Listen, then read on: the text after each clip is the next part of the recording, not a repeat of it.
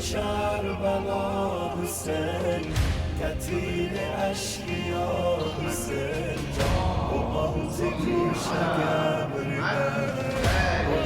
با فدا حسین با فدا حسین bu kanlı çaylayın getirdim serem mezarı üzüde kalsın meşamın her gece gündüz anam Zehra'nın etrin alsın gereği dağı ferağında الناس عبيد الدنيا. People are a slave of dunya. They are slaves of dunya. وَالدِّينُ لَعِبٌ عَلَى أَلْسِنَتِهِمْ. And deen, religion, faith is just something that they claim. They just say it, speak about it. فَإِذَا مُحِسُّوا بِالْبَلَاءِ قَلَّ الدَّيَّانُونَ. But when they have in difficulties, when they should choose between their religion and between dunya, the religious people are a few. As the Quran says, قَلِيلٌ مِنْ عِبَادِيَ الشَّكُورِ. The real believers, they are a small group. Most of the people of dunya, أَكْثَرُهُمْ, most of them, they are not real believers. So Imam said, the problem of your problem is that you are a slave of dunya. الناس عبيد الدنيا. You speak about religion, you pray, you fast, you memorize the Quran. As I told you, some of the people in the army of Yazid or army of Ibn Ziyad, the enemy, those who killed Imam Hussein, they were taught the Quran, they memorized the Quran. So, this is the problem. And the philosophy of this, to speak about Imam Hussein, to remember Imam Hussein and Karbala and the companions of Imam Hussein, to try to pray to be servant of Allah, not a slave of dunya. You cannot be at the same time a slave of Allah, a slave of God, and a slave of dunya. It's not possible. You should choose one. You work, you live, you have everything, but at the same time, you know that you are the servant of Allah. I need house, I need car, I need money, I need position. Okay, this is life. But these are not my purpose. These are not my desire. As I told you, Muhammad in Dua Arab says, Inni arhabu ilayk. My desire is you, O Allah. So, this is what we should do. This is what we call it jihad, jihadun nafs. Control ourselves, our lust. All of us, we enjoy to have more. But if we know the reality of dunya, if we know that this dunya is temporary and soon we should go, then we can, of course. But it is difficult. We should pray, we should try. There is a story tonight. Just tell you this story. I hope you are not tired. It was a man in the time of Isa alayhi salam, Jesus. I don't know if it's a real story or not, but it's a nice story.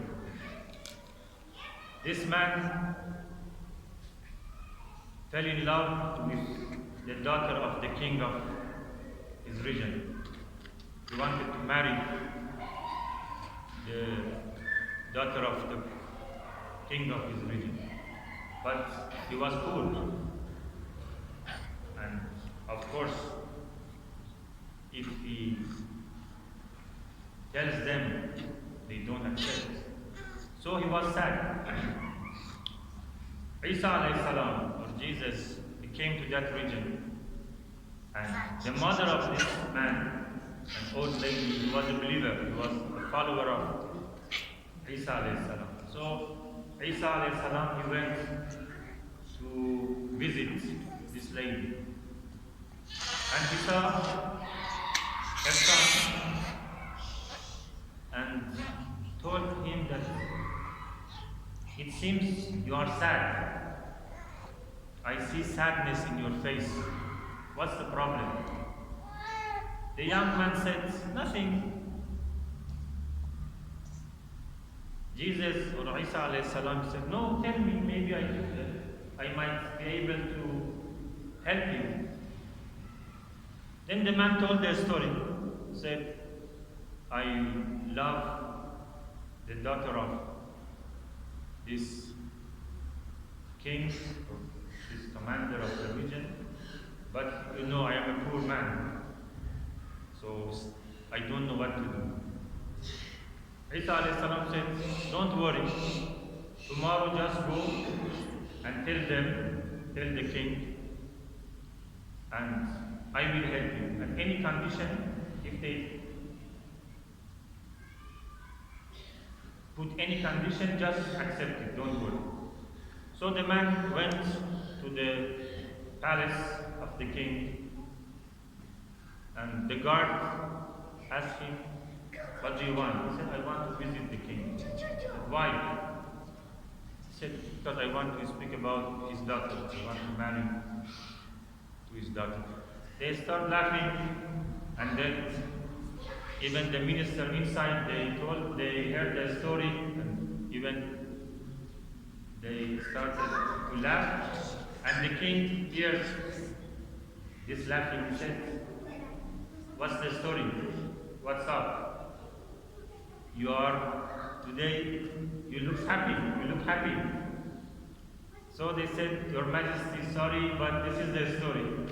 One, we can say, ignorant person came and said like this. The king said, no problem, let him come.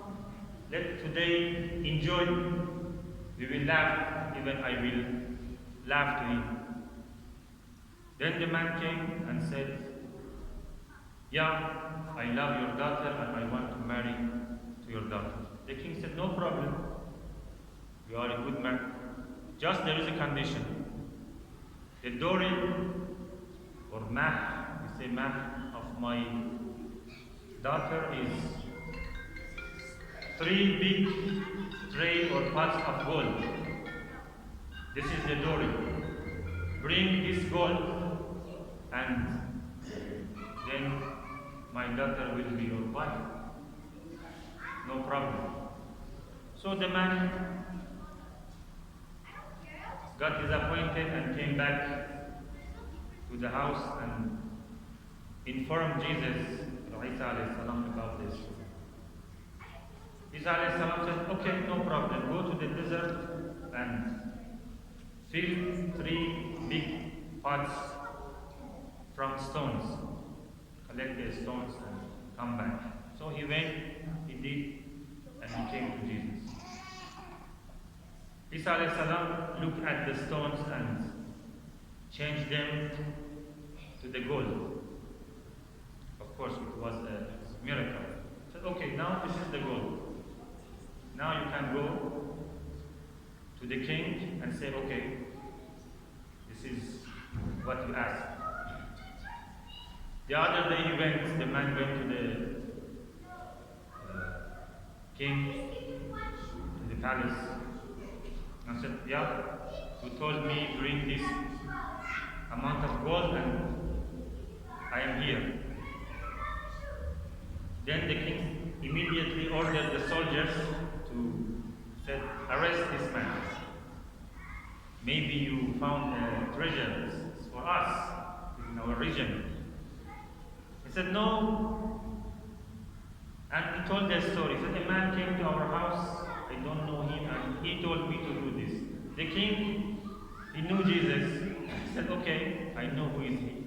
He sent soldiers to invite Jesus or Isa alayhi salam to the palace. So Isa alayhi salam came, the king welcomed him with respect. And at the end, he asked, said, Ya Isa, oh Jesus, what's your opinion about this man? Isa alayhi salam said, no, he's a good man. I think he's a good man. And of course, now he was not poor with all that gold. So the king said, okay, no problem. After some days, now we will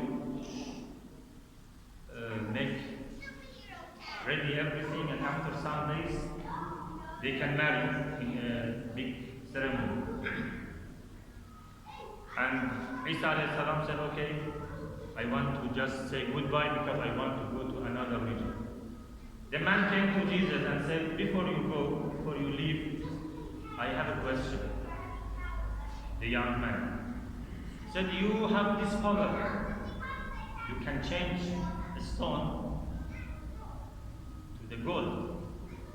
But why you are so poor? You don't have house, you don't have horse. What's the problem?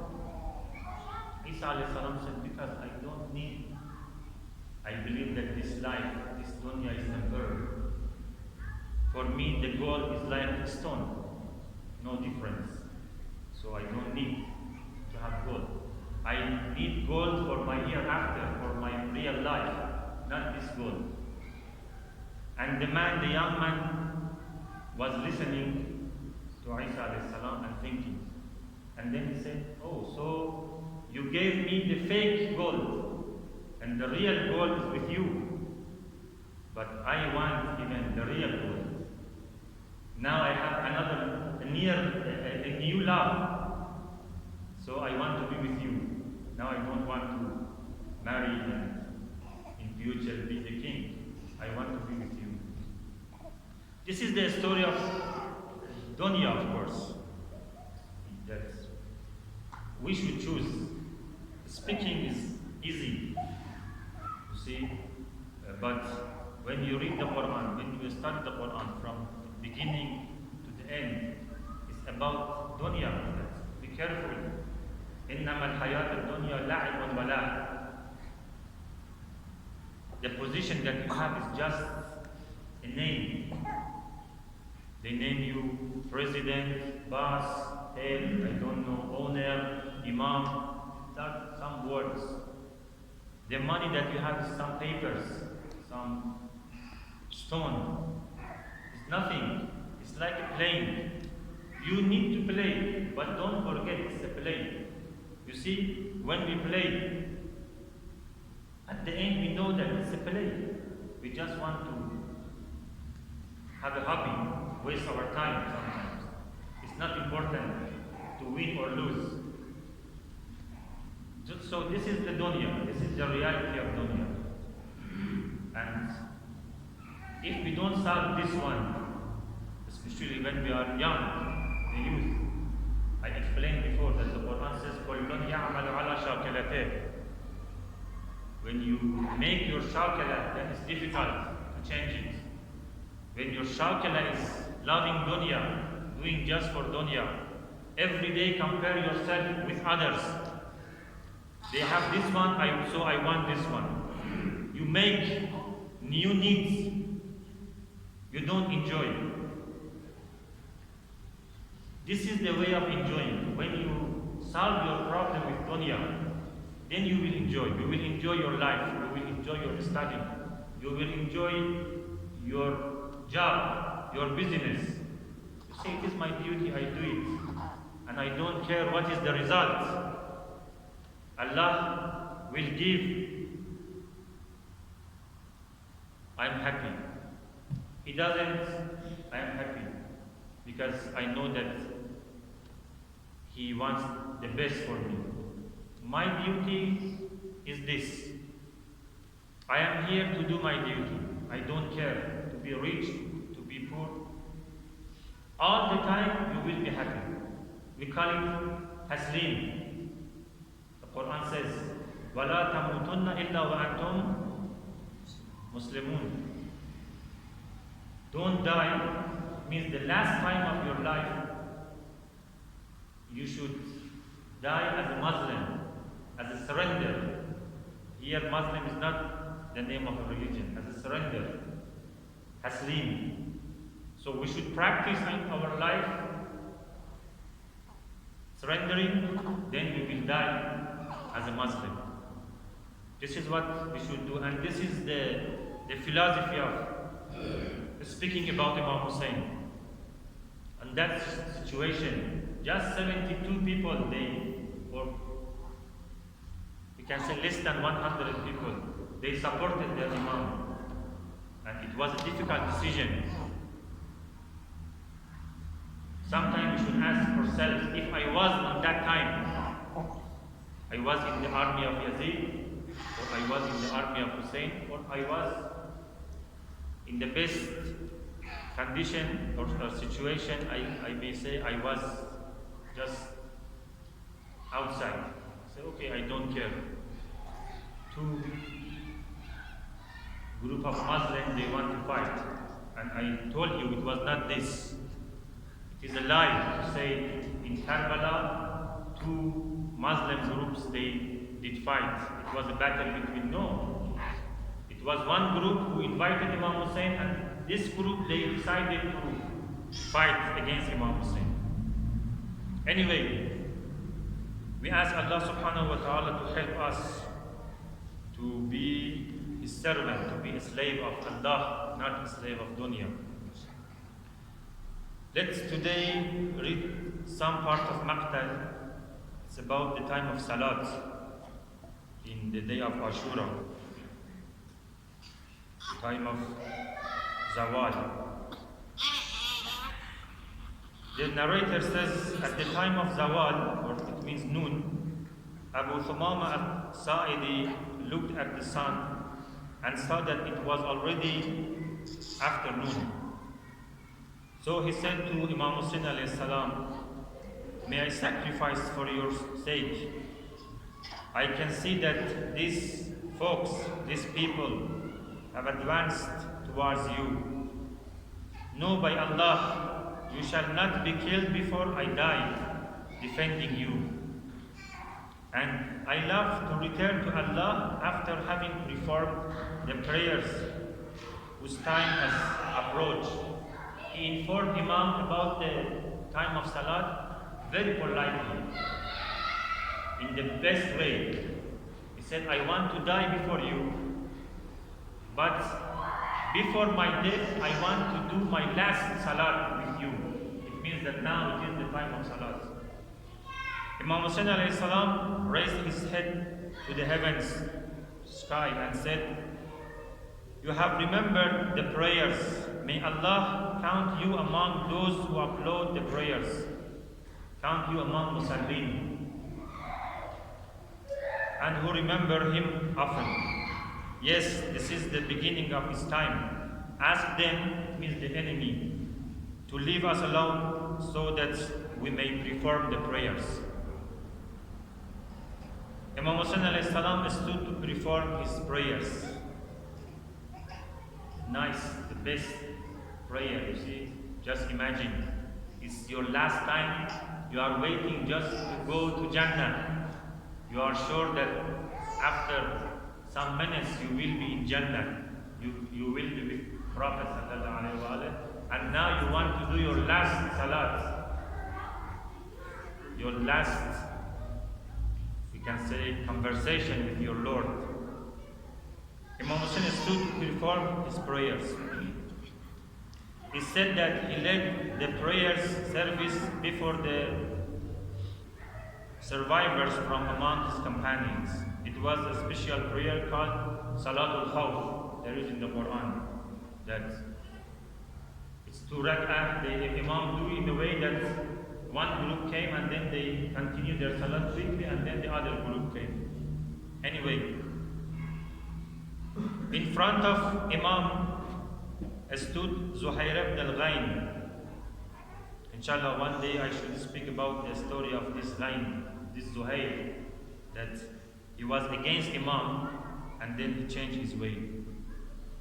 In front of Imam, it was Zuhair ibn al-Ghain and Sayyid ibn Abdullah al-Hanafi. So they started Salat. The enemy attacked Hussein while he was praying and shot him. But Sayyid ibn Abdullah stood in front of Imam. And it's very difficult. When something comes to you, you can't decide. You want to save yourself. But he stood in front of Imam to save Imam. At the end of Salat, while Sayyid's wounds became overwhelming, he fell on the ground as he was supplicating thus, "O Allah," it was his last prayers, "O Allah, convey my salam to your Prophet, send my salam to Prophet Muhammad sallallahu alayhi wa and tell him about the pain of the wounds which I have received. Now I have a lot of pain. For I desired your rewards when I supported the offspring of your Prophet. You see, Allah, I did my best to support the family of your Prophet. So I want your reward."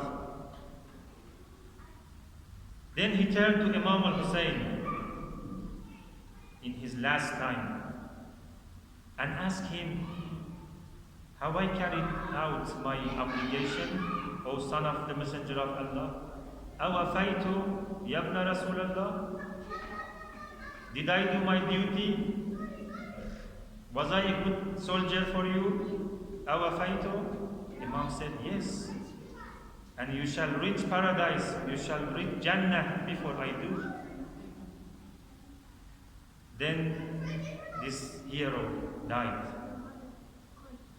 As many as 13 arrows, as the narration says, as many as 13 arrows were found planted in his body. Having finished his prayers, Imam Hussein alayhi salam addressed his companion thus. This is the last speech of Imam Hussein to his companions. "O honorable men, here is paradise, here is Jannah." They saw Jannah before their death. Imam said, "Look, here is Jannah. Here is paradise with its gates wide open for you." This is the best news that you can give someone. Your Imam give you this news. And here is the Messenger of Allah and the martyrs who were killed in the cause of Allah. Look at them, all of them, they are waiting for you. They all are waiting for you to join them. They are congratulating one another on your account. So do defend the religion of Allah and of His Prophet sallallahu alaihi wasallam, and do protect the women of the Messenger of Allah. They all said to him, "May our lives be sacrificed for yours, Ya Hussein. Abi anta wa ummi wa nafsi," everything. May our lives be sacrificed for yours, and may our blood protect yours. By Allah, so long as blood flows in our veins, no harm shall reach you and your ladies. These were the companions of Imam Hussein, those people that we ask, that we wish to be with them. We say, "Ya laytana kunna ma'ak." We wish we were with you. "Ya laytana kunna ma'akum. Ya laytana kunna ma'ak. Ya Hussein. Ya Aba Abdullah. Ya laytana kunna ma'ak. Ya laytana kunna ma'akum." Tonight, with your heart, try to say this to Imam as a desire, as a wish. It can change your life, it can change our life. Ya laytana kunna ma'akum. Ya Ya Aba Abdullah. The companions of Imam Hussein, they went one by one. And after some hours, Imam Hussein was alone. He said, هل منا